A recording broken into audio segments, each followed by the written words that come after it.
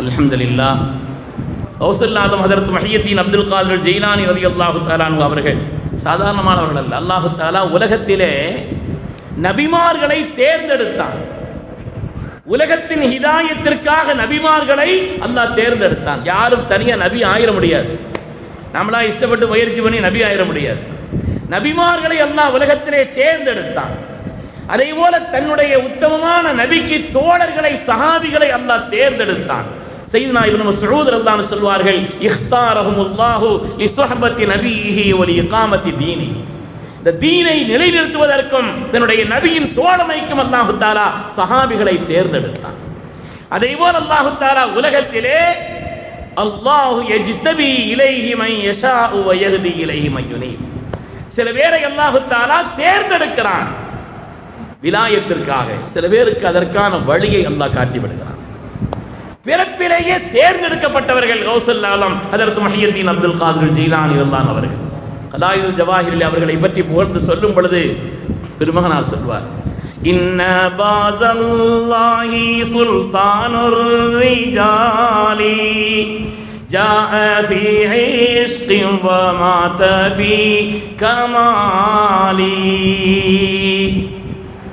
கௌசநாயகம் அவர்களை பற்றி சொல்வார், இன்ன பாஸல்லாஹி சுல்தானுர் ரிஜால், ரப்பினுடைய ராஜாளி பறவையான மனிதர்களுக்கு சுல்தானான ஹதரத் கௌசுல் ஆலம் அவர்கள் ஜாஅ ஃபீ இஷ்கின் வ மாத ஃபீ கமாலி. அவருடைய பிறப்பிலிருந்து மரணம் வரை அல்ல அவருடைய வாழ்க்கைக்கு பின்னாலும் ஆச்சரியத்திற்கு சொந்தக்காரர் கௌசநாயகம் அவர்கள். அவர்களை பற்றி எழுதும் பொழுது அஜூபத்து ஸமான் என்று சொல்வார்கள்.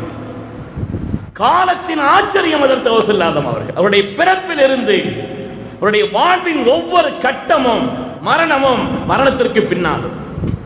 இன்றும் இந்தியாவிலே கிட்டத்தட்ட 7000 மஸ்ஜித் இருக்கிறது என்று சொன்னால் கிட்டத்தட்ட 5000 மஸ்ஜிதுகளுக்கு முஹய்யித்தீன் மஸ்ஜிதின் பேர். காலங்களையும் கடந்து மனித உள்ளங்களில் வாழ்ந்து கொண்டிருப்பவர்கள். அவர்களை பற்றி சொல்லும் பொழுது ஜாஅ ஃபீ இஷ்கின் வ மாத ஃபீ கமாலி என்று சொல்வார். அபுஜது கணக்குப்படி அலிஃபுன்னா 1, வேன்னா 2, ஜீமுன்னா 3, தாலுன்னா 4. இந்த அபுஜது கணக்கு இருக்குது. சில பேர் முகம் பிரகாசிக்கிறது இந்த கணக்கு சில பேருக்கு நல்ல தெரியும். அப்ப அதனால இந்த அபுஜது கணக்குப்படி இஷ்க் என்ற வார்த்தை இருக்கிறதே, இந்த உலகத்தில் அவர்கள் பிறந்த அந்த வருஷத்தை கணக்கெடுக்கிறார்கள். இஷ்க் ரப்பினுடைய தேட்டத்தில் உலகத்தில் வந்தார்கள். இஷ்க்ங்கிற அந்த ஐனுக்கு இருக்குதே, அந்த ஐனுக்கு 100, ஷீனுக்கு 300, காஃபுக்கு 70. எவ்வளோ ஆச்சுங்க? திருப்பி சொல்லட்டா? ஐனுக்கு 70, ஷீனுக்கு 300, காஃபுக்கு 100. அப்போ 470 நல் முஹய்யித்தீன் பிறந்து தீனை ஹயாத்தாக்கி திருநாமம் பெற்றவர்கள் 470 பிறந்தாங்க. அபுஜது கணக்குப்படி இஷ்குன்னு எழுதுறாங்க. உலகத்தில் ரப்பினுடைய தேட்டத்தோடு வந்தார். இந்த உலகத்தை விட்டு அவர்கள் பிரிந்தது கமாலில் இறந்தார்கள். கமால் சொல்றேன், ஞாபகம் வச்சு கூட்டிக்கங்க. காஃபுக்கு 20, மீமுக்கு 40. எவ்வளோ ஆச்சுங்க? அலிஃபுக்கு 1, லாமுக்கு 30. 91வது வயசுல வஃபாத்தாகிறாங்க. அவங்க இஷ்கிலே உலகத்திலே வந்தார்கள். ரப்பினுடைய தேட்டத்தோடு அதை நிறைவாக பெற்று உலகத்தை விட்டு பிரிந்தார்கள். அதனால்தான் சொல்கிறார்கள், இன்ன பாஸல்லாஹி சுல்தானுர் ரிஜால் ஜாஅ ஃபீ இஷ்கின் வ மாத ஃபீ கமால். இஷ்கிலே வந்தார்கள், கமாலில் இந்த உலகத்தை விட்டு பிரிந்தார்கள். மனிதர்களிலே தனிப்பெரும் அந்தஸ்துள்ளவர்களாக ஹதரத் அப்துல் காதிர் என்றுதான் அவருடைய பெயர். அவங்களுக்கு பேர் அப்துல் காதிர் தான். ஆனால் கிதாபுகளிலே அவர்களை பற்றி எழுதிய சரித்திர நூல்களிலே 200 பெயர்களை எழுதுகிறார்கள். 200 பெயர்களை காரணத்தோடு எழுதுகிறார்கள். பஹ்ரும் பிலா தரஃப், கௌசுல் அக்யாஸ் என்று கிட்டத்தட்ட 200 பெயர்களை காரணத்தோடு எழுதி காட்டுவார். அப்படிப்பட்ட உன்னதமான நிலைக்கு சொந்தக்காரர்கள் அவர்கள். பெருமையானவர்களே, அப்படிப்பட்ட ஓசனாயத்தை, வலிமார்களின் அரசரை, ரப்பினுடைய தேட்டத்தோடு உலகத்தில் வந்தவர்களை, அதை நிறைவாக பெற்று இந்த உலகத்தை விட்டு பிரிந்த இந்த நாவதாவை பேசுவது இருக்கிறதே, ரப்பினுடைய நேசத்தை நமக்கு பெற்றுத்தரும் என்பதிலே எந்த விதமான சந்தேகமில்லை. அதற்காக முயற்சித்து இந்த விழாவை ஏற்பாடு செய்தவர்கள் எல்லோருக்கும் அல்லாஹ் சிறந்த கூலியை வழங்கி அருள் புரிவானாக. இதிலே கலந்து கொண்ட நமக்கும் அல்லாஹ் நிறைவான ரப்பினுடைய மஹப்பத்தை அல்லாஹ் நசீபாக்கி அருள் புரிவானாக. அருமையானவர்களே, அவர்களை பற்றி பெருமக்கள் சொல்லக்கூடிய செய்தி அல்லாமா ஹாஃபிஸ் இப்னு கஸீர் ரஹ்மத்துல்லாஹி அலைஹி சொல்வார்கள், கான லஹு யதுத்தூலதி ஃபில் ஃபிக்ஹி வல் பஅதி வ ஹகாயிகில் இல்ம். அவர்களுக்கு எல்லா துறையிலும் தகுந்த ஞானம், ஃபிக்ஹிலே தனிப்பட்ட ஆற்றல், சட்டக்கலையிலே, அதேபோல வாழ்விலே பயான் செய்வதிலே, நசீஹத் செய்வதிலே தனிப்பட்ட ஆற்றல், இல்மினுடைய ஹகாயிக்குகளை விளங்கியவர்கள். ஒவ்வொரு இல்மினுடைய அசல் விஷயம் எதுவோ, அதனுடைய நோக்கம் எதுவோ, மூலம் எதுவோ அதை விளங்கியவர்கள். ஹிஜ்ரி 258 முதல் ஹிஜ்ரி 561 வரை 33 வருஷங்கள் தரிசிலே ஓதி கொடுத்தவர்கள் ரசூலுல்லாஹ் அவர்கள். 33 வருடம் எல்லா துறை சம்பந்தப்பட்ட ஞானம் இருந்தது. லோஹருக்கு பிறகு அவங்களுடைய மஜ்லிஸில் கிராஅத்தினுடைய மஜ்லிஸ் நடக்கும். ஒவ்வொரு நேரத்திலேயும் ஒவ்வொரு துறை சார்ந்த அந்த இல்மை தெளிவாக சொல்லிக் கொடுப்பார். ஃபத்வா, அவர்கள் கொடுத்த ஃபத்வாவை பற்றி சொல்கிறார்கள். அல்லாமா ஷஹரானி ரஹ்மத்துல்லாஹி அலைஹி சொல்வார்கள், கானத் ஃபத்வாஹு துஅரது அலா உலமாஇல் இராக். ஈராக்கினுடைய உலமாக்கள் அந்த ஃபத்வாவை பார்த்து ஃபதஅஜ்ஜபஹும் அஷத்தல் இஜாப், அவ்வளவு ஆச்சரியப்படுவார். ஒவ்வொரு வார்த்தையும் ஷரியத்தினுடைய அடிப்படைக்கு அப்படி பொருத்தமான வார்த்தைகளை தேர்ந்தெடுத்து இல்மினுடைய நுட்பத்தோடு அவருடைய ஃபத்வா இருந்தது என்று சொல்வார். அவங்களுடைய பயான் மஜ்லிஸை பற்றி பஹ்ஜத்துல் அஸ்ரார் நூலில் எழுதுறாங்க. ரோசனாயத்தினுடைய பயான் மஜ்லிஸ் லட்சக்கணக்கான மக்கள் உட்கார்ந்துருப்பாங்களாம். லட்சக்கணக்கான மக்கள் இருப்பார்கள். முன்னால் உட்கார்ந்து இருக்கிறவங்களுக்கு என்ன சத்தம் கேட்டுச்சோ, எப்படி விளங்குனாங்களோ அதே மாதிரி தான் கடைசியில் உள்ளவங்களும் விளங்குவாங்களாம். முன்னால் உள்ளவர்களுக்கு எந்த சத்தம் கேட்கிறதோ, முன்னால் உள்ளவர்கள் இதை எப்படி விளங்குகிறார்களோ, அதே போல்தான் அந்த மஜ்லிஸினுடைய கடைசியிலே உள்ளவர்களுக்கும் அந்த சத்தமும் கேட்கும், அந்த விளக்கமும் தெரியும். அவருடைய கராமத்தில் எழுதுகிறார். அதே போல அவங்களுடைய மஜ்லிஸில் உட்கார்ந்து இருக்க ஒரு ஆள் கூட கொட்டாவி விட்டதில்லை எழுதுகிறார். அவருடைய மஜ்லிஸில் உட்கார்ந்து கௌசனாயத்தினுடைய மஜ்லிஸில் உட்கார்ந்து இருந்தாங்கன்னா ஒருவர் கூட கொட்டாவி விட்டதில்லை. அதே போல அவங்களுடைய மஜ்லிஸிலே யாரும் எழுந்து போவதில்லை. நேரமும் தெரியாது, பசியும் தெரியாது. அவருடைய மஜ்லிஸில் உட்கார்ந்தாங்கன்னா அதை அனுபவித்தவர்கள் சொல்கிறார்கள். அதிலே இன்பம் லயிப்பு கண்டவர்கள் சொல்கிறார்கள். அப்படி எல்லாவற்றையும் மறந்து விடுவார்கள். எல்லா துறைகளை பற்றிய ஞானத்தையும் அல்லாஹ் அவர்களுக்கு கொடுத்திருந்தார். அவங்க வெளிப்படையாக படித்தது என்பதெல்லாம் போக அல்லாஹு தஆலா ரகசியமான பல ஞானங்களை அவர்கள் பெற்றதற்கான அல்லது கொடுக்கப்பட்டதற்கான காரணத்தை எழுதும் பொழுது, ஒரு நாள் நமது உயிரினும் மேலான கண்மணி முஹம்மது ரசூலுல்லாஹி ஸல்லல்லாஹு அலைஹி வஸல்லம் அவங்கள்ட்ட வந்து பேசுங்கன்னு சொல்கிறாங்க. நான் ஒரு அஜமியாச்சு, எனக்கு தெரியலையே அரபியில் பேசுறது. ஸல்லல்லாஹு அலைஹி வஸல்லம் தங்களுடைய முபாரக்கான எச்சிரை தொட்டு 7 தடவை அவருடைய வாயில் வைத்தார்கள். 7 தடவை அவங்களுடைய வாயில தங்களுடைய முபாரக்கான எச்சிரை தொட்டு வைக்கிறார். அதற்கு அடுத்த நாள் ஹஜ்ரத் சய்யிதுனா அலி இப்னு அபீ தாலிப் ரலியல்லாஹு தஆலா அவர்கள் அவங்க வாயிலிருந்த எச்சியை தொட்டு ஒரு 6 தடவை வச்சாங்க. நீங்க என்ன ஒரு தடவை குறைச்சிட்டீங்கன்னு கேட்டாங்க. அதபன் மா ரசூலில்லாஹி ஸல்லல்லாஹு அலைஹி வஸல்லம், ஸல்லல்லாஹு அலைஹி வஸல்லமுக்கு ஒரு அதப் இருக்குது இல்லையா, அது விஷயத்தை நம்ம பேணணுங்கிறதுக்காக நான் 6 தடவை வச்சேன்னு சொன்னாங்க. அதற்கு பிறகுதான் பொங்க ஆரம்பித்தது அவர்களுக்கு. அதற்கு பிறகு அந்த ஞானத்தினுடைய வாசல் பொங்க ஆரம்பித்தது. மக்களுக்கு அவர்கள் சொன்ன அந்த செய்திகளும், மக்களுக்கு அவர்கள் உரை தந்த விஷயங்களும் சாதாரணமானதல்ல. கௌசநாயகத்திற்கு ஏராளமான பெயர்கள் இருந்தாலும் கூட அவங்க வந்து முஹியத்தீன் என்ற பெயரால் தான் உலகத்தில் மஷ்ஹூர். உலகத்தில் பிரபல்யம்ங்கிறது முஹியத்தீன் தான் சொல்றாங்க. முஹியத்தீன் அப்துல் காதிர் ஜீலானின்னு சொல்றாங்க. தீனை ஹயாத்தாக்கியவர்கள், தீன் ஹயாத்தாக்கினாங்கன்னு சொல்றோம். அப்ப அவர்களுக்கு எத்தனையோ பெயர்கள் இருந்தாலும் இந்த தீனை ஹயாத்தாக்கியவர்கள். அன்றைய காலகட்டத்தில் தீனுடைய நடைமுறைகள் எல்லாம் மக்களிடத்திலே மிக மிக பலகீனமாக இருந்தது. அப்படி தீன் ஹயாத்தாக்குனாங்கன்னு சொல்றோம். ஆனால் அப்பாசியாக்களுடைய காலகட்டமான அப்படி ஒன்றும் இல்முல குறைஞ்ச மாதிரிலாம் தெரியல. அவங்களுடைய காலகட்டம் அப்பாசியாக்களுடைய ஆட்சி, ஏராளமான நூல்கள் உலகத்தில் எழுதப்பட்ட காலம், இல்மினுடைய சர்ச்சைகள் நிறைய நடந்த காலம், கல்வியை பற்றி மக்களிடத்தில் அதிகம் புழங்கப்பட்ட காலம், நிறைய சர்ச்சைகள் நடந்துச்சு, ஆங்காங்கு தரிசு நடந்துச்சு, நிறைய நூல்கள் எழுதப்பட்டது. அப்படிப்பட்ட ஒரு காலகட்டத்திலே தீன்ல ரொம்ப குறைவு ஏற்பட்டு இவங்க தான் தீன் ஹயாத்தனாக்குனாங்கன்னு சொல்லி சொல்றாங்களே, அது எப்படி ஹயாத்தாக்குனாங்க? அது எப்படி ஹயாத்தாக்குனாங்க? தீன் தான் அன்றைக்கு ஹயாத்தா தானே இருந்துச்சு வெளிப்படையாக பார்த்தா. அலிமா கண்ணியமானவர்களே, இல்மு இருந்துச்சு, ரூஹ் இல்லை. இல்முங்கிறது பெரிய பாக்கியம் தான். ஒரு விஷயம் அல் இல்மு ஹயாத்துல் இஸ்லாம்னு சொல்லுவாங்க. இல்மு தான் இஸ்லாத்துக்கு ஹயாத். இல்முங்கிறது இருக்குதே, கல்விங்கிறது இருக்குதே, இந்த தீனுடைய ஹயாத்தே அதுதான். ஆனால் அந்த இல்முக்கு ஹயாத்துன்னு ஒன்று இருக்குது. இல்முங்கிறது இஸ்லாம் ஹயாத் ஆகுவதற்கு இல்மு அடிப்படை. அந்த இல்முக்கு உயிர் வேண்டும் என்று சொன்னால் திக்ர் இருக்க வேண்டும். மஸலுல்லதி யذ்குரு ரப்பஹு வல்லதி லா யذ்குரு கமஸலில் ஹய்யி வல் மய்யித். அல்லாஹ்வை திக்ரோடு சேர்ந்துள்ள ஒரு வாழ்க்கையும் திக்ர் இல்லாமல் உள்ள ஒரு வாழ்க்கையும் ஹயாத்தான ஒரு வாழ்க்கையும் மையத்தினுடைய ஒரு வாழ்க்கையும் போல என்று சொல்வார்கள் கண்மணி முஹம்மது ரசூலுல்லாஹி ஸல்லல்லாஹு அலைஹி வஸல்லம். இல்மு இருந்துச்சு, வெளிப்படையான இல்மு இருந்தது, இல்மை பற்றிய சர்ச்சைகள் இருந்தது, ஏராளமான நூல்கள் எழுதப்பட்டது, ஏராளமான தர்சுகள் நடந்தது அந்த காலகட்டத்தில். இல்முங்கிறது பாக்கியம்தான், இல்முங்கிறது பாக்கியம்தான். இல்மு சாதாரணமானதல்லவே. ஆதம் அலைஹிஸ்ஸலாமுக்கு சுஜூதை ஏற்படுத்தி தந்தது இல்மு தான். மலக்குமார்கள் அவ்வளவு பேரும் ஆதம் அலைஹிஸ்ஸலாமுக்கு சுஜூது செய்தார்கள். காரணம் அல்லாஹ் குர்ஆனிலே சொல்வான், அதற்குண்டான அடிப்படை காரணம் இல்முன்னு அல்லாஹ் சொல்வான்.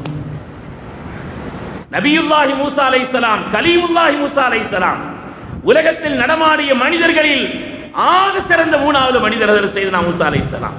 ஸல்லல்லாஹு அலைஹி வஸல்லமுக்கு பின்னாலே இப்ராஹிம் அலைஹிஸ்ஸலாமுக்கு பின்னால் ஆக சிறந்த மாமனிதர் கலீமுல்லாஹி மூசா அலைஹிஸ்ஸலாம். அந்த மூசா அலைஹிஸ்ஸலாமையே ஹித்ர் அலைஹிஸ்ஸலாம் இடத்தில் சென்று பாடம் படிக்க வைத்தது இல்ம். அவர்களுக்கு முன்னால் மண்டியிட வைத்தது என்று சொன்னால் இல்மினுடைய உயர்வு. இல்முங்கிறது சாதாரணமானதல்ல. அதுதான் வரசத்துல் அன்பியா, நபிமாருடைய வாரிசு இல்மு தான். நபிமாருடைய வராசத்திற்கு சொந்தக்காரர் என்று சொன்னால் உலமாக்கள், இல்மை பெற்றவர்கள், ஷரியத்தை பெற்றவர்கள். இல்முங்கிறது அவ்வளவு உயர்வானது, சாதாரணமானதல்ல. ஆனால் இல்மினுடைய செழுமை இருந்தது, சாதாரணமான நிறைய செழுமை இருந்தது, அதனுடைய வலிமை இருந்தது, அதை பற்றிய சர்ச்சை இருந்தது. ஆனால் இல்முல்லதி லா யஹ்தீகல் ஹக்க ஃபஹுவ ஜஹ்லுன். கௌஸுல்லாஹ் பயான்ல சொல்றாங்க, அல்லாஹுவை நெருங்குவதற்கு அந்த இல்மு தான் தடையா இருந்துச்சுன்னு சொல்றாங்க.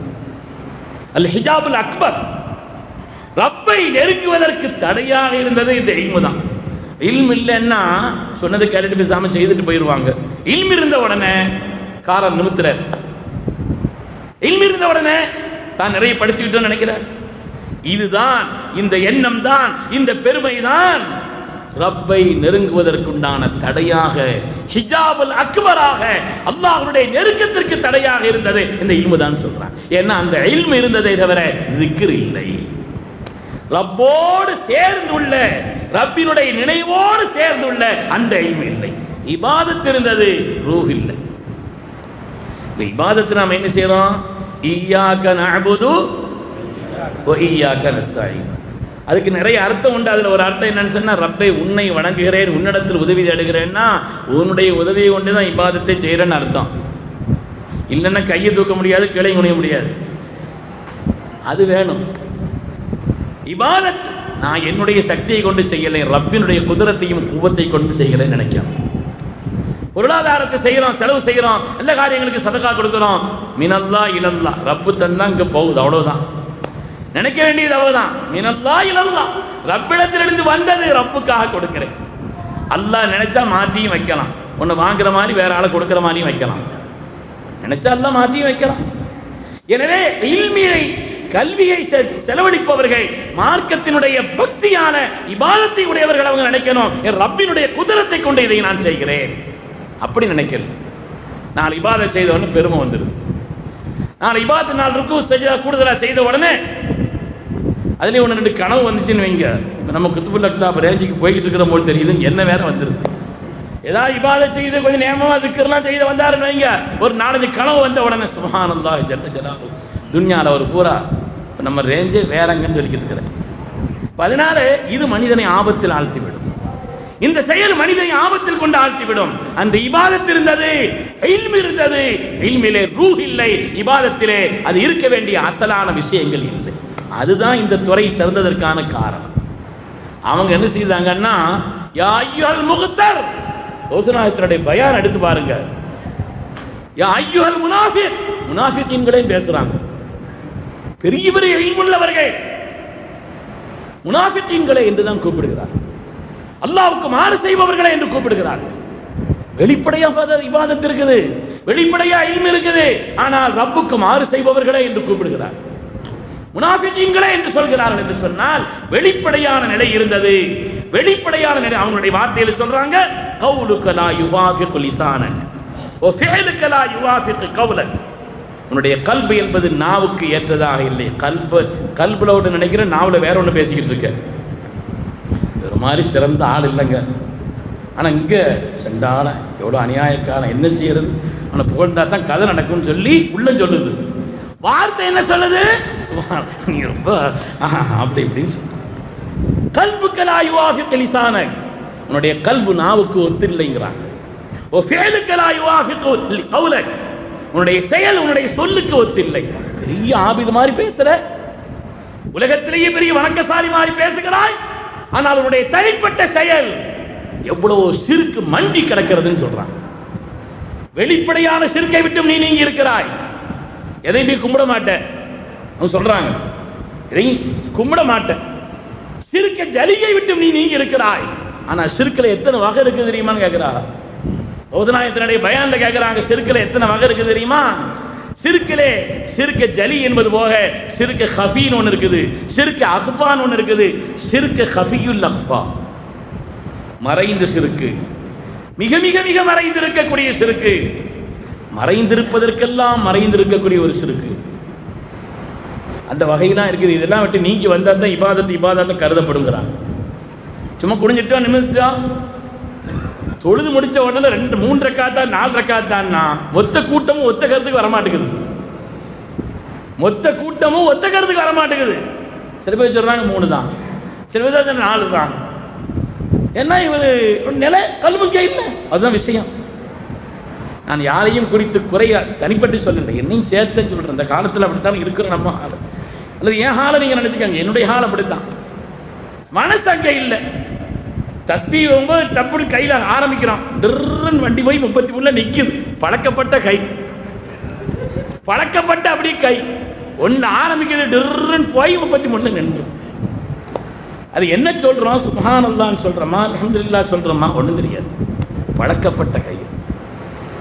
மாட்டு வண்டியை கிராமத்தில் ஓட்டி செல்வார்களே, ஓட்டவும் படுத்து தூங்கிருமா. பழக்கப்பட்ட மாடு தானா அந்த பாதையில் போகும். பின்னால் வந்து ஏதாவது வண்டி ஹார்ன் அடித்தா கொஞ்சம் ஒதுங்கிக்கிறோம், திருப்பி வெளிச்சம் இல்லாமல் இருக்கணும், இந்த பக்கத்தில் வரும். பழக்கப்பட்ட கை. நம்முடைய செயல்கள் நம்முடைய கல்போடு ஒத்தில்லைங்கிறாங்க. நம்முடைய வார்த்தைகள் நம்முடைய நாவுக்கு ஒத்ததாக நம்முடைய மனசு இல்லைங்கிறாங்க. அதான் அவங்க சொல்றாங்க.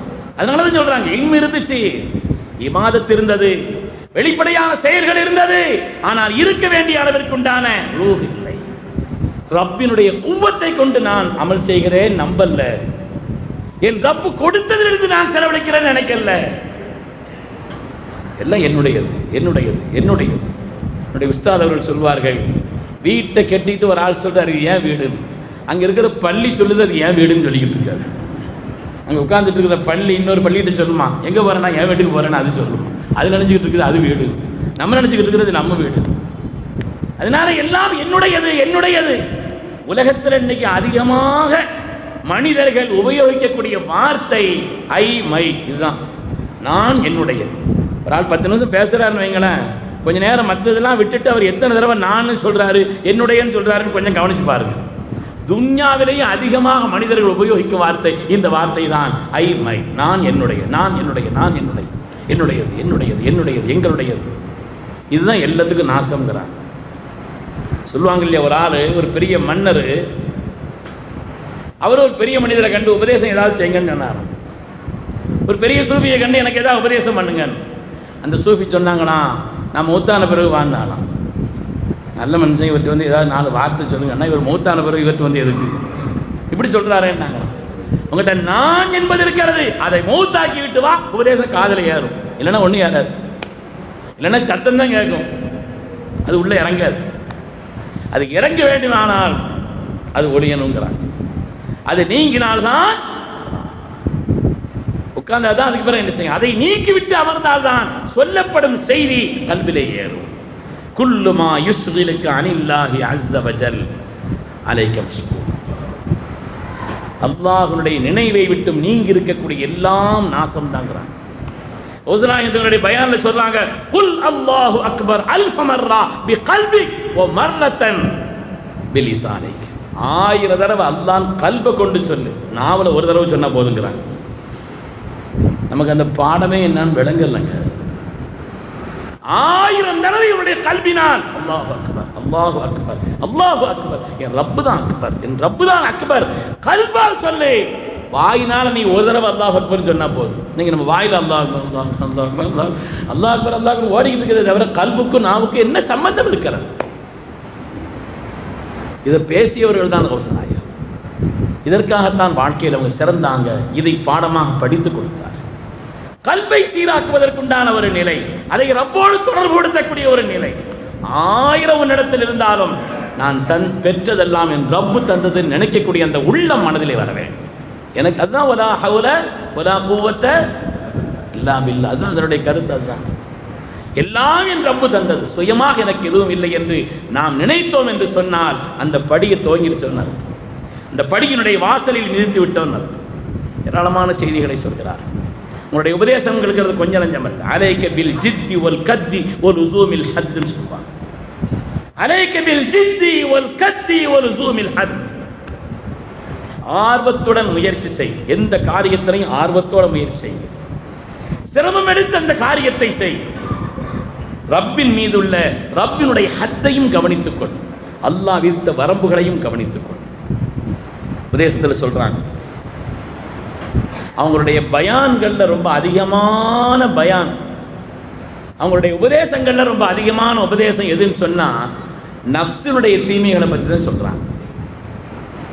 அதிகமாக அவங்களுடைய பேச்சு எடுத்து பார்த்தா வஹ்தானிய தௌஹீதை பற்றி பேசுறாங்க, நஃப்ஸினுடைய தீமைகளை ஆபத்துகளை பற்றி பேசுகிறார். நஃப்ஸினுடைய தீமைங்கிறது துன்யாவை பூரா ஷைத்தான் கெடுக்கிறாங்க. ஷைத்தானை கெடுக்கிறதுக்கு முன்னால் எந்த ஷைத்தான் இருந்தான்? நம்மளை பூரா ஷைத்தான் கெடுக்கிறான். ஷைத்தானை கெடுப்பதற்கு முன்னால் எந்த ஷைத்தான் துன்யாவில் இருந்தான்? அவன் கெட்டது யாரால தான்? நஃப்ஸால. நீ பெரிய ஆள்பா, நீ யாரு, உன் அந்தஸ்து என்ன அப்படின்னு அவன் நஃப்ஸ் அவனுக்கு சொல்லிச்சு. அப்படிதான் ரமலான்ல ஷைத்தானை பூரா விலங்கிடப்படுகிறதுன்னு ஹதீஸ்ல வருது இல்லையாங்க? ரமலான்ல ஷைத்தானை விலங்கிடப்படுகிறது, நரகத்தின் வாசல் அடைக்கப்படுகிறது, சுவன வாசல் திறக்கப்படுகிறது. ஷைத்தானை பூரா விளங்கிட்டு உள்ள அடைச்சாச்சுன்னா அப்புறம் எதுக்கு துன்யால பாவங்கள் நடக்குது? துன்யால எதுக்கு பாவங்கள் நடக்குது? ரமலான்ல தான். ரமலான்ல ஒரு பாவமே துன்யா நடக்கிறது இல்லையா? ரமலான்ல ஷைத்தானை பூரா அடைச்சு உள்ள போட்டாச்சு, எதுக்கு பாவம் நடக்குது? ஷைத்தானை உள்ளே அடைத்து போட்டாலும் அதுக்கு மேல இன்னொரு ஷைத்தான் இருக்கான், நஃப்ஸ். அது சுத்திக்கிட்டு தான் இருக்குது, அது சுத்திக்கிட்டு தான் இருக்குதுங்கிறான். நஃப்ஸினுடைய ஆபத்து ரொம்ப கடுமையானதுங்கிறான். நஃப்ஸினுடைய தீமைங்கிறது சாதாரணமானதல்ல. அவங்க அதை பற்றி ரொம்ப பேசுகிறாங்க. அதை பேசக்கூடிய ஆட்கள் பேசணும். பேசக்கூடிய ரூஹுள்ள ஆட்கள் பேசினா அதனுடைய விளைவுகள் உண்டாகும். அந்த நஃப்ஸினுடைய தீமையை பற்றி பேசுகிறார். உன்னுடைய மனதிற்கு பிடித்தது என்ற காரணத்தினால் செய்யாது, அது ரப்புக்கு பிடித்ததா செய். நமக்கு ஒத்துக்கிருச்சு, நமக்கு பிடிக்குது, மனசுல வரையறைகளை பார்க்காமல் நஃப்ஸுக்கு பிடித்தது என்பதனால் மாத்திரம் செய்யாதுங்கிறார். அல் இபாதத்து குல்லுல் இபாதா, மொத்த இபாதத்து என்னன்னு சொன்னா முகாலபத்து நஃப்ஸ் தான் இபாதத்துங்கிறான். நஃப்ஸுக்கு மாற்றம் செய்வதுதான் இபாதத்துங்கிறான். நம்ம நஃப்ஸுக்கு அது ஆசைப்படுது, அல்லாஹ் ரசூலுக்கு ஒத்திருந்தா செய், இல்லைன்னு செய்யாது. அப்படி ஒரு பழக்கத்தை கொண்டு வருவதுதான் அசல் என்று தங்களுடைய உபதேசத்தில் சொல்றாங்க. வலா தத்தபியில் ஹவா ஃபயுதில்லக அன் சபீலில்லாஹ். மனோ இச்சையை பின்பற்றாதே, அல்லாஹ்வின் பாதையிலிருந்து அது உன்னை வழிகெடுத்து விடுங்கிறான். மனோ இச்சையை பற்றி, மனதில் ஏற்படக்கூடிய ஆசைகளை பற்றி நான் அடிக்கடி பிறங்களில் சொல்றது உண்டு. இப்போ பின்னாங்க நிறைய ஒரு ஆள் பின்னாங்குக்கு வரலையான்னு கேட்டா நீங்கள் தாங்க தான் வந்துட்டீங்களேன்னு சொன்னேன். அதனால அருமையானவர்களே, மனசுக்கு பிடிச்சது இருக்குது. எதில் ரொம்ப ஆபத்தோ அது மனசுக்கு ரொம்ப பிடிக்கும். எது ஆபத்தானதோ அது மனசுக்கு ரொம்ப பிடிக்கும். விட்டில் பூச்சி இருக்கிறதே, விட்டில் பூச்சி, அதனுடைய அழிவு எதை கொண்டு என்று சொன்னால் பிரகாசத்தை கொண்டு தான். விட்டில் பூச்சி போய் கடைசியில் மோதி அதன் மீது பிரியும், அதில் மோதி மோதி மோதி கடைசியில் அழிவிற்கு அந்த பிரகாசம் தான் காரணமாக இருக்கிறது. அது கண்ணுக்கு பிடித்ததாக இருந்தது, அதனுடைய அழிவிற்கு காரணமாக இருந்தது. மான்களை பிடிப்பதற்கு வேடர்கள் என்ன செய்வாங்கன்னு சொன்னால் கீழே வலைகளை விரித்து வைத்து விட்டு அழகான இசை இசைப்பார்களாம். அழகான இசை. இந்த இசைக்கு கட்டுட்ட மான்கள் ஓடி வந்து வலையில் மாட்டிக்கும். காதுக்கு இனிமையாக இருந்தது, காதுக்கு இனிமையாக இருந்தது. தான் மாட்டுவதற்கு அதுதான் காரணமாக இருந்தது. கண்ணுக்கு இனிமையாக தெரிந்தது, அழிவதற்கு காரணமாகிவிட்டது. காதுக்கு இனிமையாக தெரிந்தது, சிறையிலே அடைக்கப்பட்டு விட்டது. இந்த யானை பிடிக்கிறது எப்படின்னு சொல்றாங்க. யானையை பிடிக்கிறது எப்படின்னு சொன்னால் நம்ம படிச்சிருக்கிறோம். ஒரு பெரிய குழியை தோண்டி வச்சு மேலே இலைதழைகளை போட்டு மூடி வச்சுட்டு பழக்கப்பட்ட யானை காட்டுக்குள்ளே அனுப்புவாங்களாம். பழக்கப்பட்ட யானை காட்டுக்குள்ளே அனுப்புவாங்க. இந்த பழக்கப்பட்ட யானை காட்டுக்குள்ளே போய் அந்த காட்டு மேய்ந்து கொண்டிருக்கக்கூடிய அங்கே யானைகளோடு தொடர்பில் அது மேனியில் ஒரு உரசும். அதுக்கு ஒரு விதமான ஒரு ஸ்பரிச உணர்வு, ஒரு இன்ப உணர்வு ஏற்பட்டு இதுக்கு அடிமைப்பட்ட அந்த யானை இதுக்கு பின்னால் வந்துடும். இந்த ஸ்பரிச உணர்வுக்கு, இந்த இன்ப உணர்வுக்கு அடிமைப்பட்ட அந்த யானை இதுக்கு பின்னால் வந்துடும், கூட்டிக்கிட்டே வரும், குடிக்குள்ள விழுந்துடும். மனதிற்கு இன்பமாக தெரிந்தது, மனதிற்கு இன்பமாக தெரிந்தது, கண்ணுக்கு இனிமையாக தெரிந்தது, காதுக்கு இனிமையாக தெரிந்தது, அதனுடைய அழிவிற்கு காரணமானது. உன்னுடைய நஃப்ஸுக்கு பிடிச்சிருக்குதுங்கிறதுனால மாத்திர ஒரு காரியத்தை செய்யாதே, உன்னை கொண்டு போய் படுகொலியிலே தள்ளிவிடும் என்று சொல்வார்கள் கௌசுல் ஆலம் ஹதரத் முஹியத்தீன் அப்துல் காதிர் ஜீலானி ரலியல்லாஹு அன்ஹு. இபாதத்துங்கிறதுனுடைய அசலே வஅமித் நஃப்ஸ ஹத்தா தஹியா, நீ ஹயாத்தாகணுமானா உன் நஃப்ஸை மௌத்தாக்குங்கிறான். நீ ஹயாத்தா இருக்கணுமானா உன்னுடைய நஃப்ஸை நீ மௌத்தாக்குங்கிறான். ஃபைதா காலஃப்த நஃப்ஸ, அவங்க சொல்லுவாங்க ஒரு பயான்ல, இன்னமா ஹுவல்லாஹு வ நஃப்ஸுக், உலகத்தில் இருக்கிறதே அல்லாஹ்வுடைய நஃப்ஸு தான்ங்கிறாங்க. உலகத்தில் நீ பார்க்க வேண்டிய அசல் விஷயமே ரப்பு என்னுடைய நஃப்ஸ். நான் யாருக்கு அடிபணுவது, நான் யாருக்கு அடிபணுவது? ஃபைதா காலஃப்த நஃப்ஸ பிமுவாஃபகத்தில் ஹக்கி ஃபகத் தஹக்ககத் உபூதியத்துக்குங்கிறாங்க. உன்னுடைய நஃப்ஸுக்கு நீ எதிராக ஆகி ஹக்கினுடைய சொல்லுக்கு நீ ஒத்து வந்து விட்டால் நீ உண்மையான அடிமையாக ஆகிவிட்டாய்கிறான். நீ உண்மையான அடிமையாக ஆகிவிட்டாய்கிறான். உண்மையானவர்களே, ஓசநாயகம் அவர்கள் நஃப்ஸுக்கு அடிமைப்படுவதை விட்டும் பாதுகாப்பதற்குத்தான் நிறைய பயான் செய்தாங்க. அவங்க பயான்ல ஒரு பயான்ல வருது, தஇ துன்யா ஃபீ யதிக் வலா ததா ஃபீ கல்பிக். துன்யாவை கையில வை, கல்புல வைக்காதேங்கிறாங்க. துன்யா வேணும் தான், துன்யா வேணும் தான், துன்யா வேணான்னு சொல்லல. துன்யாவை எங்க வைக்கணும்? கையில வை. தஇ துன்யா ஃபீ யதிக் வலா ததா ஃபீ கல்பிக். துன்யாவை கையில வைப்பா, கல்புல வச்சிடாது. இதுக்கே ஆபத்துன்னா இதை தள்ளுங்கிறாங்க. நம்முடைய அகமது திருக்காரசர் கூட சொன்னாங்க, ஓசனாயத்துக்கு எத்தனை பிள்ளைங்க? 49. அப்போ துன்யாவை கையில் வை, கல்பில் வைக்காதேன்னு சொன்னாங்க. அவங்க 49 பிள்ளை பெற்றெடுத்திருக்கிறாங்க. நம்ம கல்பில் வச்சிருக்கிறோன்னு சொல்கிறோம், நம்ம ஒன்றும் செய்யலை, 49 இல்லையே. அப்போ துன்யாவை தள்ளின்னு சொன்ன அவங்க 49 பிள்ளைகளை பெற்றிருக்கிறான்னு துன்யாவை ரொம்ப எடுத்துருக்கிறா. நம்மளோட கூடுதலாக எடுத்துருக்கிறாங்களா இல்லையாங்க? ஆமாம் இல்லைன்னு ஏதாவது சொல்லுங்களேன். வெளிப்படையாக அப்படி தெரியுது. 49 பிள்ளைகளை பெற்று எடுத்துருக்கிறாங்க. துன்யாவை கையில் வை, கல்பில் வைக்காதுன்னு நம்மள்ட்ட பயான் செய்கிறாங்க. என்ன விஷயம்னு சொன்னா, அதான் சொன்னாங்க இல்லையா, பிறந்தவொடனே இன்னா லில்லாஹி சொல்லுவாங்க. அதனுடைய அசல் என்னன்னு தெரிஞ்சுட்டா அதை பற்றி பிரச்சனை இல்லை. மூசா அலைஹிஸ்ஸலாம் கையில் அசா வச்சிருந்தாங்க. காலஹி அசா, அல்லாஹ் கேட்டா இது என்ன? அசா, என்னுடைய அசா, என்னுடைய அசா. அத்தவக்கவு அலைஹா வஹுஸ் பிஹா லா கனமி வலிய ஃபிஹா மாரிபு உக்ரா. இதை கொண்டு இன்னென்ன பிரயோஜனம் இருக்குதுன்னு சொன்னாங்க. அல்லாஹ் சொன்னா கீழே போடுங்க, கீழே போடுங்க அசா. கீழே போட்டாங்க, பாம்பாயிடுச்சு. இப்போ பிடிங்கன்னாங்க. எந்த கம்பை நான் ஊன்றி நடப்பேன், அதை கொண்டு இலைதலைகளை பறிப்பேன், எனக்கு நிறைய பயன்பாடாக இருக்குன்னு சொன்னாங்களோ அந்த கம்பு பாம்பாயிடுச்சு. எப்படி பிடிக்க முடியும்? எப்படி பிடிக்க முடியும்? அல்லாஹ் அசலை உணர்த்தி வைத்தான். இது வெளிப்படையா கம்பு தான், வெளிப்படையா கம்பு மாதிரி தெரியுது, ஆனால் அதனுடைய அசல் கம்பு அல்ல, உன்னை கொத்தும் பாம்பு, அது விஷமுள்ள ஜந்து. இதை புரிய வைத்தான் அல்லாஹ். அதுக்கு பிறகு மூசா அலைஹிஸ்ஸலாம் உஷாரா இருப்பாங்களா இல்லையா? கம்பா இருந்தாலும் ஆஹா என்னைக்கு என்ன செய்யலாம், பாம்பாவும் மாறலாம் அப்படிங்கிற உஷாரோடு இருப்பாங்களா இல்லையா? அது மாதிரி துன்யாவை புரிந்தார்கள்.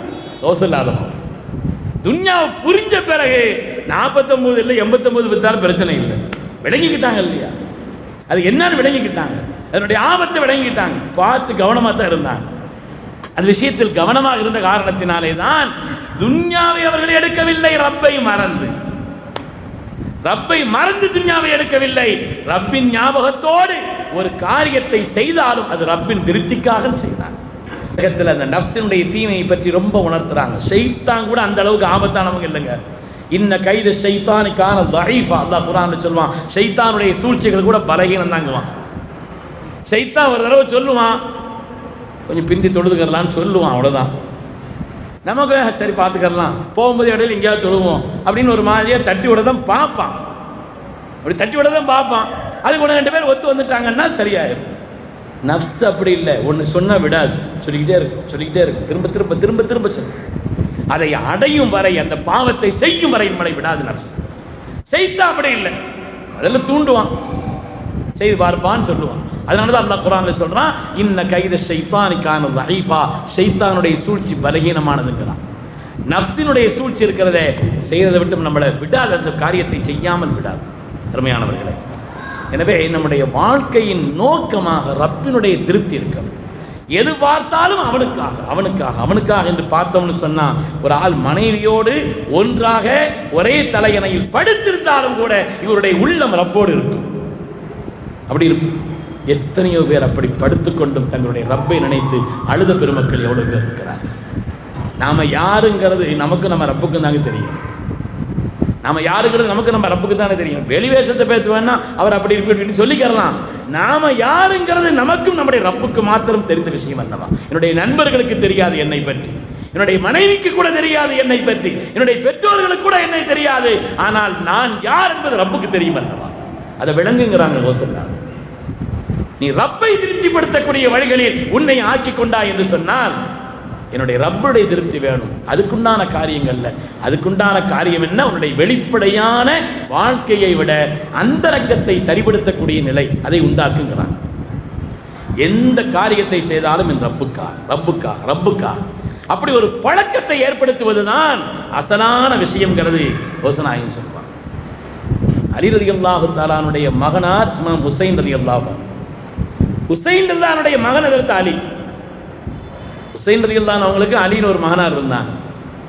அந்த ஹுசைன் ரலியல்லாஹுடைய மகன் அலி அவர்கள் இறந்த பொழுதுதான் நூற்றுக்கணக்கான குடும்பங்கள் வந்து நின்றது. எங்களை இவ்வளவு நாளும் எங்களுடைய எல்லா காரியங்களையும் பொறுப்பேற்று அவர்கள் போய்விட்டார்களேன்னு சொன்னாங்க. அதுவரை துன்யாவில் யாருக்கும் தெரியாது. நாமும் ஏதாவது ஒரு நல்ல காரியத்தை செய்தோம்னு சொன்னா சுப்ஹானல்லாஹி ஜல்ல ஜலாலுஹு, இதை எப்படியெல்லாம் விளம்பரப்படுத்த முடியும்? நான் 5வது ஹஜ்ஜுக்கு போயிட்டு வரும் பொழுது ஆரம்பிப்பேன். யார் கேட்டா எந்த காரியத்தை ஆனாலும் பெருமக்களே நாம ரப்புக்காக செய்து பழகும். அதுதான் சூஃபியாக்கள், அதுதான் நாதாக்கள். அப்படி ஒரு வாழ்க்கை, ஒரு பழக்கம் வந்து விட்டது என்று சொன்னால் அந்த சுவைக்கு நிகராக, அந்த இன்பத்திற்கு நிகராக வேறு எதுவுமே.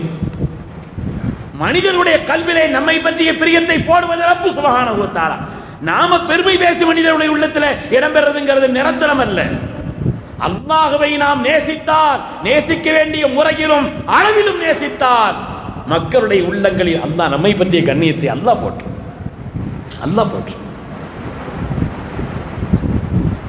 பெரும் நாதாக்களாக, ஆனா உலகத்தில் பார்த்தா சாதாரணமானவர்களாக வாழ்ந்தார். முல்லா ஜீவன் ரஹ்மத்துல்லாஹி அலைஹி பற்றி வருகிறது. முல்லா ஜீவன் ரஹ்மத்துல்லாஹி அலைஹி அவுரங்கசீப் அவர்களுக்கு உஸ்தாத். அவுரங்கசீப் இந்தியாவை ஆண்ட மாமன்னர், முகலாயருடைய கடைசி மன்னர். ஆனால் அவர்களுக்கு உஸ்தாத் முல்லா ஜீவன் ரஹ்மத்துல்லாஹி அலைஹி.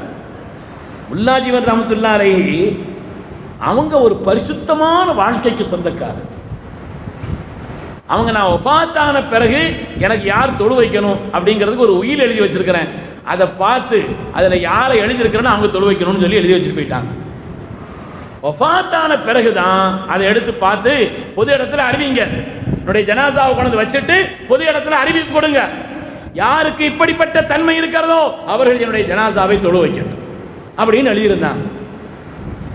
உஸ்தாதுடைய கட்டளை அப்படிங்கிற காரணத்தினால் அவங்களுடைய ஜனாசா கொண்டு வரப்பட்டது. வந்த பிறகு அதை அறிவிப்பதற்காக எடுத்து அதை வாசிக்க போகிறார்கள். அவர்கள் வாசிக்கிறார்கள். தன்னுடைய வயது வந்ததிலிருந்து தன்னுடைய வாழ்க்கையில் ஒரு ஃபர்தான தொழுகையை கூட விடாதவராக இருக்க வேண்டும். அவங்க தான் எனக்கு தொழு வைக்கணும். எந்த அந்நிய பெண்ணையும் ஆசையான பார்வையோடு பார்க்காதவராக இருக்க வேண்டும். அவங்க தான் எனக்கு தொழு வைக்கணும். ஒருத்தரும் முன்னால வரல. ஜனாசா தொழுவிக்கு ஆள் இல்லை. ஜனாசா உட்கார கொண்டு வைக்கப்பட்டது. மனசறிஞ்சு சொல்லணும் இல்லையா? தன்னுடைய வாழ்க்கையில் வயது வந்ததிலிருந்து இதுவரை ஒரு ஃபர்தை கூட அவர் விட்டிருக்க கூடாது. 3 விஷயம் சொன்னார். அவர் விளங்கிய காலத்திலிருந்து பருவ வயதை அடைந்த காலத்திலிருந்து தஹஜ்ஜுதை விடக்கூடாது. 2வது. 3வது, அந்நிய பெண்களை தவறான எண்ணத்தோடு ஏறிட்டு பார்த்திருக்க கூடாது. ஜனாசா இருக்குது, தொழுவைக்கு ஆள் இல்லை. கடைசியாக அவுரங்கசீப் ரஹ்மத்துல்லாஹி அலைஹி அவர்கள் இந்தியாவை ஆண்ட முகல் மன்னர், கடைசியாக ஆண்ட மன்னர். என்னுடைய உஸ்தாதுடைய பாவத்தை அல்லாஹ் மன்னிக்கட்டும், என்னுடைய அமலை வெளிப்படுத்த வைத்து விட்டார்களேன்னு சொல்லி அவங்க நின்று தொழு வச்சாங்களாம். என்னுடைய உஸ்தாதுடைய பாவத்தை அல்லாஹ் மன்னிக்கட்டும், என்னுடைய அமல்களை வெளிப்படுத்த வைத்து விட்டார்களே என்று சொல்லி அவுரங்கசீப் ரஹ்மத்துல்லாஹி அலைஹி அவங்க நின்று ஜனாசா தொழு வச்சாங்க. மன்னராக இருந்தார்கள். எப்படிப்பட்ட வாழ்க்கை வாழ்ந்திருக்கிறார்கள், எப்படிப்பட்ட ஒரு பரிசுத்த வாழ்க்கை வாழ்ந்திருக்கிறார்கள். இன்னைக்கு வெளி கோலத்தில் நம்மை நாம் பெருமைப்படுவதற்காக, மற்றவர்கள் புகழ்வதற்காக 1000 காரியங்களை செய்கிறோம். அருமையானவர்களே, நம்முடைய கல்வி எப்படி இருக்கிறது? இதை கொண்டுதான் நமக்கு கூலி. இதைத்தான் கௌசநாயகத்தினுடைய பயான்ல பூரா சொல்றாங்க.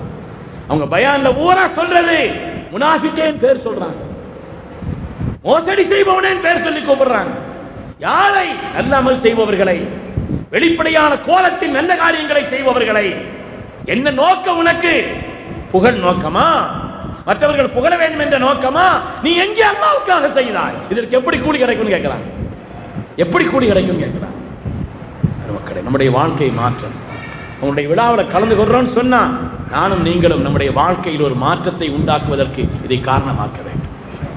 இன்ஷா அல்லாஹ் நாம எந்த நல்ல காரியத்தை செய்தாலும் இனிமேல் நம்மளுடைய ரப்பின் திருப்திக்காக செய்ய வேண்டும். நம்மை கொண்டு போய் கூலிகளை ஆழ்த்திவிடும் நம்முடைய நஃப்ஸ் என்பது. நம்மை ஆபத்தில் கொண்டு விட்டு விடுவான் நம்முடைய ஷைத்தான், நமக்கு சாட்டப்பட்ட ஷைத்தான். உதாயம் சொல்கிறார்கள், எந்த காரியத்திலேயும் அதனுடைய வெளிப்படையான நிலையை விட அந்தரங்க வாழ்க்கையை சீராக்க வேண்டும். அதுதான் அசல்கிறார். அப்படி வாழ்ந்தவர்கள் தான் சூஃபியாக்கள். அந்த சூஃபியார்களுக்கெல்லாம் தலைவராக, சுல்தானாக திளங்கியவர்கள் ஹஜ்ரத் கௌசுல் ஆலம் அவர்கள். சொல்றாங்க, பில் இஜ்திமாஇ வல் இஸ்திமாஇ வல் இத்திபாஇ யகுனுல் இன்திஃபாங்கிறார். ரோசனாயத்தினுடைய ஒரு பயான்ல ஒரு வாசகம் சொல்றாங்க, நல்லவர்களோடு சேர்ந்திருக்கு, நல்லவர்களோடு சேர்ந்திருக்கு. ஒரு சேர்க்கை தான் ஒரு மனிதனை சீராக்கும். நம்ம தனியா எங்கேயாவது வெளியில் போனோன்னு வைங்க, சில நேரத்தில் வேஷ்டி தூக்கி கூட கட்டிக்கிறோம். பள்ளியாசல் வந்து கட்டுவோமா? யாராவது கட்டுவாங்களா? பள்ளியாசலில் வேட்டி தூக்கி கட்டி முட்டுக்கு மேலே தூக்கிட்டு யாராவது நிற்பாங்களா? ஏன்னா இந்த இடம் அப்படி இடம். இந்த இடத்துல வந்து யாரும் செய்ய மாட்டாங்க. யாரோடு சேர்ந்திருக்கிறோமோ, எந்த பொருளோடு சேர்ந்திருக்கிறோமோ அதனுடைய விளைவும் இதுட்ட வரும். சுஹ்பத்தே சாலிஹி துரா சாலிஹி குனத், சுஹ்பத்தே தாலிஹி துரா தாலிஹி குனத். நல்லோர்களின் நட்பு உன்னை நல்லவனாக ஆக்கும், தீயவர்களின் நட்பு உன்னை தீயவனாக ஆக்கும். நம்முடைய நாரும் மணக்கும் மலரோடு சேர்ந்தால், மலரோடு சேர்ந்தால், மலரோடு சேர்ந்திருக்கும் பொழுது அந்த வாசனை நாருக்கும் வந்தது. அதனால அவங்க சொல்றாங்க, முதலாவது பில் இஜ்திமா, நல்லோர்களோடு சேர்ந்திருங்க, நல்லோர்களோடு சேர்ந்திருங்க. நல்லோர்கள்னா உள்ளத்தை சீராக்கியவர்கள் தான். பயான் செய்யறவன் அர்த்தம் வச்சுக்கிறாரியா? அது இல்லை. எத்தனையோ நாதாக்கள் இந்த சபையில் இருப்பார்கள், நம்மளை பார்த்து சிரிச்சுக்கிட்டு இருப்பாங்க. பேசு பேசு, என்னத்த பேசுற நீ அப்படின்னு எத்தனையோ பேர் சிரிச்சுக்கிட்டு இருக்கலாம். அவங்களுக்கு தெரியும் இது எப்படி ஓடுது, இந்த வண்டி எப்படி ஓடிக்கிட்டு இருக்குதுன்னு தெரியாது, இதனுடைய நோக்கம் என்னன்னு தெரியும், இந்த வார்த்தையினுடைய அளவு என்னன்னு தெரியும்.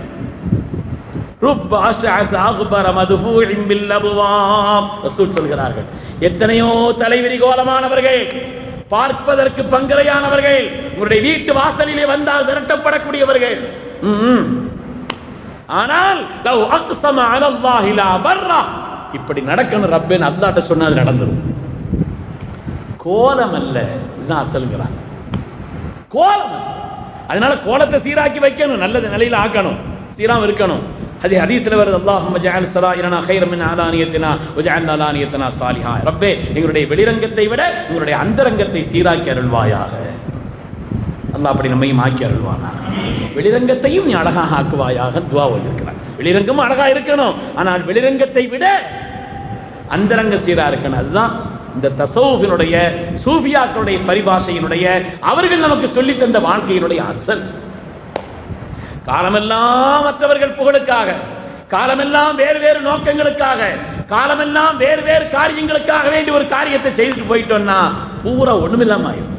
மலை போல் செய்திருப்போம், ஒண்ணும் இல்லாத. அதனாலே அவங்க சொல்றாங்க, இந்த தன்மை நம்மிடத்தில் வருவதற்கு முதலாவது நல்லவர்களோடு சேர்ந்திருங்கள்ங்கிறாங்க. இது மாதிரி நல்ல சொற்களை காது கொடுத்து கேளுங்கள்ங்கிறாங்க. பில் இஜ்திமாஇ வல் இஸ்திமாஇ வல் இத்திபா. நல்லோர்களை சீதேவிகளை பின்பற்றுங்கள், எல்லா பயன்பாடும் உங்களுக்கு கிடைக்கும். அவருடைய பயானம் எல்லா பயன்பாடுகளும் கிடைக்கும். இஜ்அலி ஸஹபத மஅ மனில்லாஹு மஅஹு.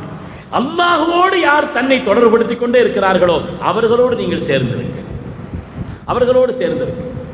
அவங்க அதை பத்தி பேசுவாங்க.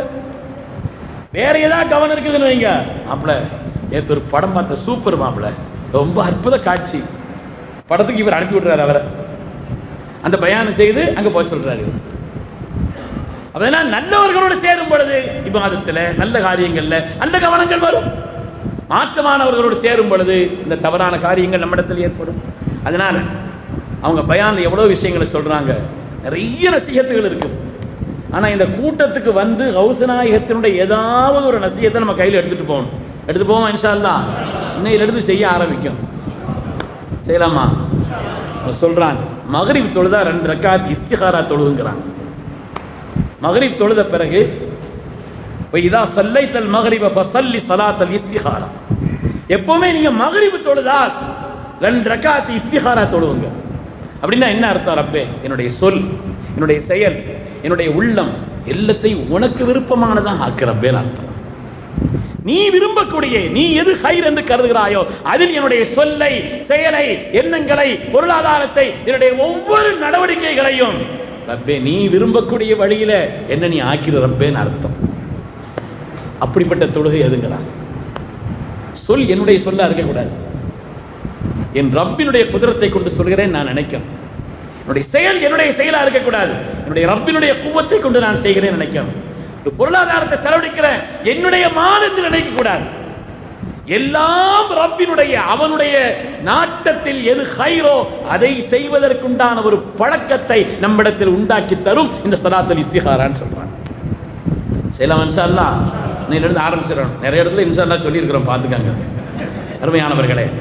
அது மாதிரி அவங்க சொல்றாங்க, ஒவ்வொரு நாள் இரவிலும் துன்யாவில் யாரெல்லாம் இறந்து விட்டார்களோ அந்த மூமின்களை எல்லாம் நினைத்து ஸலாத்துல் ஜனாஸா தொழுகுங்கிறாங்க.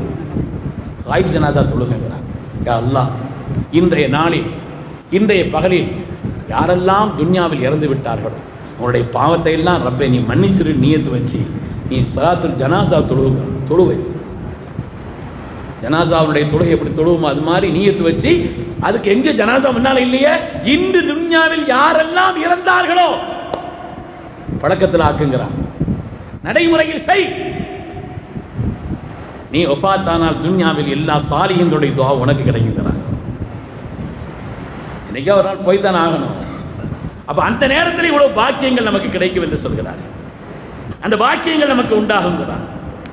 ஒத்தசத்தக் குல்ல சபாஹி, ஒவ்வொரு நாளும் ஏதாவது சதக்கா செய்துக்கங்கிறான். அதுல குறிப்பா சதக்காவுடைய நல்ல நேரம்ங்கிறது பகல் நேரம். ஏதாவது ஒரு சதக்கா உன்னால் முடிந்த பகல் நேரத்தில் ஏதாவது ஒரு சதக்காவை நீ செய், பழக்கமாக்குங்கிறாங்க. உன்னுடைய நடைமுறை பழக்கமாக ஆக்குங்கிறாங்க. அருமையானவர்களே, அதுக்குண்டான காரண காரியங்களோடு விரித்து சொல்லலாம், நேரம் இல்லை. விலாயத்தை பெற்றவருடைய தலைவாசல எதுன்னா உள்ளத்துல பயம் இருக்காது, எந்த பயமும் இருக்காது. விலாயத்தினுடைய தலைவாசல் அப்படின்னு சொன்னாலே அல்லாஹ் குர்ஆன்ல சொல்றான் இல்லையா, அலா இன்ன அவுலியா அல்லாஹி லா கௌஃபுன் அலைஹிம் வலா ஹும் யஹ்சன். வலிமார்கள் யார்? அவங்களுக்கு எதை பற்றியும் பயம் இல்லை, கவலை இல்லைங்கிறான். இன்னைக்கு துன்யால மனிதர்கள் எல்லாம் தேடுவது எதுன்னா நிம்மதியை தான், கவலை இல்லாத வாழ்க்கையை தான். எதுக்கு சுற்றுலா போறோம், எதுக்கு அங்க போறோம்? ஜாலியா இருக்கலாம், நிம்மதியா இருக்கலாம். எதில் இல்லாமோ ஜாலியும் நிம்மதியும் தேடிக்கிட்டு இருக்கிறோம். ஆனால் விலாயத்தினுடைய முதல் தலைவாசலை என்னென்ன கவலை இருக்காது, கவலை இருக்காது. அல்லாஹ் அந்த நசீபை தந்திரவே. இன்னைக்கு நபித்துவ வாசல் திறந்தில்லை, சஹாபாக்களுடைய அந்த வாசல் திறந்திருக்கவில்லை. ஆனால் விலாயத்தின் வாசல் கியாமத் வரை திறந்திருக்கிறது. அல்லாஹ் நம்மை அந்த வாசலில் சென்று அதனுடைய உயர்வதவை அடையும் நசீபை தந்திரவே. அதை கேட்கணும் ரப்பிடத்துக்கு, அதை கேட்க வேண்டும். விலாயத்தினுடைய முதல் தொடக்கமே என்னன்னு சொன்னா பயமில்லாத வாழ்க்கை. என்ன நடந்தாலும் என் ரப்பினுடைய நாட்டம். அப்படிங்கும்போது எதுக்கு பயம் இருக்கணும்? ஒரு பயம் மனதில் இருக்காது. சஹாபிகளுக்கு ஸல்லல்லாஹு அலைஹி வஸல்லம் கற்றுக் கொடுத்த ஒரு அமலை நான் நிறைவாக சொல்கிறேன். அதையும் நம்முடைய வாழ்க்கையில் பழக்கமாக்கணும். வாழ்க்கையில் ஒரு சஹாபி வர்றாங்க, ஸல்லல்லாஹு அலைஹி வஸல்லம், நாயகமே எனக்கு அடிக்கடி கவலை வருது மனசு. ஒரு பிரச்சனை போனால் இன்னொரு பிரச்சனை வந்துக்கிட்டே இருக்குதுங்கிறாங்க. ஒரு பிரச்சனையிலும் சலாமத்தானா இன்னொரு பிரச்சனை வந்து சேர்ந்துருது. அப்படி தொடர்ந்து எனக்கு வந்து கொண்டே இருக்கிறது என்று செய்தனா அபூ உமாமா ரலியல்லாஹு அன்ஹு ஸல்லல்லாஹு அலைஹி வஸல்லம் சொல்றாங்க. ஸல்லல்லாஹு அலைஹி வஸல்லம் அதுக்கு தீர்வு ஒன்று சொல்லிக் கொடுக்குறாங்க. நம்ம செய்துருவோமா? சொல்லிக் கொடுக்கறது யாருங்க? ஸல்லல்லாஹு அலைஹி வஸல்லம் சொல்லிக் கொடுக்குறாங்க. யார்கிட்ட சொல்லிக் கொடுக்குறாங்க? சஹாபிகளையும் செய்தனா அபூ உமாமாவுக்கு சொல்லிக் கொடுக்குறாங்க ரலியல்லாஹு. நாயகமே ஒரே கவலையா இருக்கு. எதையாவது நினைச்சா ஒரு கவலை வந்துடுது. ஒரு பிரச்சனை போச்சுன்னா இன்னொரு பிரச்சனை வந்துடுது. இங்கிருந்து போனா வேற ஒரு பிரச்சனையில மாட்டிக்கிறேன். இது தீர்ந்துச்சு சலாமத்தாச்சுன்னா இருக்க முடியல, கொஞ்ச நாள் வேற ஒன்று வந்துடுது. ஸல்லல்லாஹு அலைஹி ரெண்டு விஷயம் சொல்லி கொடுத்தாங்க. அதுக்கு இதுக்கு என்ன சம்பந்தம் நமக்கு தெரியாது, ஆனால் அது செய்யணும் வாழ்க்கையில். நான் செய்தேன், என்னுடைய வாழ்க்கையில் அதற்கு பிறகு எனக்கு எந்த பிரச்சனையும் இல்லை, சலாமத்தான் நான் நிம்மதியாக இருந்தேன்னு சொல்றாங்க செய்தனா அபூ உமாமா ரலியல்லாஹு. ரெண்டு விஷயம். வீட்டுக்குள்ள நுழைஞ்சா முதல்ல அஸ்ஸலாமு அலைக்கும் சொல்லுங்கண்ணா. இப்போ சல்லிம் அலா அஹ்லி சொல்லலாமா? அன்னையிலிருந்து புதுசாக இருக்கும், கொஞ்சம் சத்தம் மெதுவாக சொல்லிக்கங்க முதல்ல. என்ன புதுசாக அன்றைக்கி அஸ்ஸலாமு அலைக்கும் வர்றாங்களே என்னென்ன கேட்பாங்க இல்லையா? அங்கே எப்போது சொல்லிட்டு போனால் திறந்தோரம் சொல்லிட்டு போனால் பிரச்சனை இல்லை. புதுசாக அஸ்ஸலாமு அலைக்கும்ட்டு போனால் என்ன ஹால் ஆச்சா தெரியலையேன்னு நினைப்பாங்க. அதனால் முதல் நாள் வேணும் சத்தத்தை குறைச்சிக்க. ஆனால் எப்பொழுது வீட்டில் நுழைந்தாலும் ஃபஸல்லிம் அலா அஹ்லி, வீட்டுக்கு எல்லாத்துக்கும் சலாம். ஒருத்தர் இல்லை அஸ்ஸலாமு அலைக்கும் சொல்லிட்டு போங்க, மலக்குமார்கள் பதில் சொல்வார். தக்கூனு பரக்கத்தன் அலைக்க வஅலா அஹ்லி பைத்தி, ரசூல் சொல்கிறார்கள், உனக்கு உன்னுடைய குடும்பத்தார் எல்லோருக்கும் பரக்கத்தை கொண்டு வந்து சேர்க்கும்ங்கிறான். அதனால வீட்டுக்குள்ள நுழைஞ்சா வலது காலை வச்சு முதல்ல அஸ்ஸலாமு அலைக்கும், அது முடிச்ச உடனே பிஸ்மி சொல்லி ஒரு தடவை குல் ஹுவல்லாஹு அஹத் ஓதிக்கங்கிறான். வக்ர சூரத்துல் இஹ்லாஸ், இஹ்லாஸ் சூராவை ஓதிக்கணும். நிறைய காரியம் சொல்லியிருக்கிறோன்னு சொன்னாலும் ஒரு 2-3 விஷயத்தை மட்டும் ஞாபகம் வச்சுக்கோங்க. மக்ரிப் தொழுத பிறகு சலாத்துல் இஸ்திகாரா தொடர் ஹோசனாயின்னு சொல்றாங்க. அது ரப்பினுடைய விருப்பத்திற்கு ஏற்ப நம்முடைய சொல்லை, செயலை, அஹ்வால்களை, நம்முடைய ஒவ்வொரு காரியத்தையும் ரப்பினுடைய எண்ணங்களுக்கு ஏற்ப நம்மை ஆக்குவதற்கு அது மிகப்பெரிய உதவியா இருக்குங்கிறாங்க. வாழ்க்கையிலே வெற்றி பெறணுமானா வெற்றி பெற்றவங்கள்ட்ட கேட்கணும் எப்படி வெற்றி பெற்றீங்க, அதுதானே அசல். வெற்றி பெறணுமானா யார் வெற்றி பெற்றார்களோ அவங்கள்ட்ட கேட்கணும் எப்படி வெற்றி பெற்றீங்க. அவங்க சொல்றாங்க அந்த வழியை, அதை நம்ம செய்யணும். ஒவ்வொரு நாளும் இறந்துபட்டவர்களுக்காக தொழுகு, ஜனாதா தொழ முடியலன்னாலும் கூட, யா அல்லாஹ் இன்று யாரெல்லாம் வஃபாத் ஆகிவிட்டார்களோ அந்த மூமின்கள் எல்லோருடைய பாவத்தை நீ மன்னிச்சிடுறப்பே. அதுதான் ஜனாசா தொழுகையினுடைய அசல் விஷயம். ஒன்று தொழுகனால துவாவாவது செய்யணும். அது மாதிரி நம்முடைய வாழ்க்கையிலே பயமில்லாத விலாயத்தின் வாசலில் நுழைய வேண்டுமானால் முதலில் பயமில்லாத வாழ்க்கை, அந்த பயமில்லாத கவலை இல்லாத வாழ்க்கை நம்மிடத்தில் உண்டாக வேண்டும் என்று சொன்னால் அதனுடைய வாசலை நமக்கு திறந்து தருகிறார்கள் கண்மணி முஹம்மது ரசூலுல்லாஹி ஸல்லல்லாஹு அலைஹி வஸல்லம் அவர்கள். அவங்க சொல்றாங்க, ஹஜ்ரத் அபூ உமாமா இருந்தார் அவங்க இடத்துல, வீட்டுக்குள்ள நுழையும் பொழுது அஸ்ஸலாமு அலைக்கும் சொல்றாங்க. ரெண்டாவது உள்ள நுழைஞ்ச உடனே சூரத்துல் இஹ்லாஸ் ஓதிக்க. அந்த சூராவுக்கு பேரே இஹ்லாஸ். ஓத ஓத ஓத ஓத ஓத இஹ்லாஸ் வந்துக்கிட்டே இருக்கு, இஹ்லாஸ் கூடிக்கிட்டே இருக்கு. அதை ஓத ஓத ஓத ஒரு நாளைக்கு 40 தடவை ஓதணுங்கிறாங்க சாலிஹீன்கள். 40 தடவை ஓதணுமா. அதை ஓத ஓத இஹ்லாஸ் கூடிக்கொண்டே உண்மையானவர்கள். அதனால இந்த போலி வாழ்க்கையினுடைய நிலைகளை மாற்றி சத்திய வாழ்க்கையை நமக்கு கற்றுத் தந்தவர்கள் சூஃபியாக்கள், வலிமார்கள். அந்த வலிமார்களின் அரசர் கௌசுல் ஆதம் ஹஜ்ரத் முஹியுத்தீன் அப்துல் காதிர் ஜீலானி ரலியல்லாஹு அன்ஹு. அவங்க தான் அசலை நமக்கு காமிச்சு கொடுத்தாங்க. இந்த வாழ்க்கை தான் அசல், வெளிப்படையான கல்வி, வெளிப்படையான செயல்பாடுகள், வெளிப்படையான சொற்கள் இது அசல் அல்ல. ரப்பு பார்ப்பது உன்னுடைய கல்வை, அதை கொண்டுதான் கூலி. இன்னமல் அமாலு பின்னியா, கூலி எல்லாம் அமல்களுக்கு கூலிங்கிறது நியத்தை கொண்டுதான். எதுக்காக தொழுகிறோம்? பள்ளிவாசலுக்கு ஒரு ஆள் வர்றாரு, அங்கே போனால் நல்ல தூக்கம் வருது, சில பேர் கொஞ்சம் படுத்தா என்ன செய்யுது, சில பேர் நல்ல நண்பர்கள்லாம் வர்றாங்க, அவங்கள பார்த்து 4 வார்த்தை கொஞ்சம் கலகலப்பாக பேசிட்டு வரலாம். அல்லது இந்த பள்ளிவாசலுக்கு பக்கத்தில் இருக்கிற அந்த கடையில் அது இது சாப்பிட்டா நல்லா இருக்கும். நீயத்தை கொண்டு கூலி. என்ன நீயத்தில் வர்றோம்? அதனாலே நம்முடைய உள்ளங்களை சீராக்குவதும் அந்த அகத்தை சுத்தப்படுத்துவதும் தான் சூஃபியாக்கள் பணி. அந்த சீதேவிகள் நடந்த சிராத்தல் லதீன அன்அம்த அலைஹிம் என்ற அந்த சீதேவிகளுடைய ராஜவாட்டையில் அல்லாஹ் நம்மையும் நம் சந்ததிகளையும் நடத்தாட்டி அருள் புரிவானாக. நம்முடைய ஹலாலான ஹாஜத்துகள் அனைத்தையும் அல்லாஹ் கபூல் செய்தருள்வானாக. நிம்மதியான வாழ்க்கை அல்லாஹ் நமக்கும் நம்முடைய குடும்பத்தார் நம்மை சார்ந்தவர்கள் எல்லோருக்கும் அல்லாஹ் நசீபாக்கி அருள்வானாக. பிஹக்கி சய்யிதுனா முஹம்மதின் ஸல்லல்லாஹு அலைஹி வஸல்லம் வ ஆஃபிர் தஅவானா அனில் ஹம்துலில்லாஹி ரப்பில் ஆலமீன்.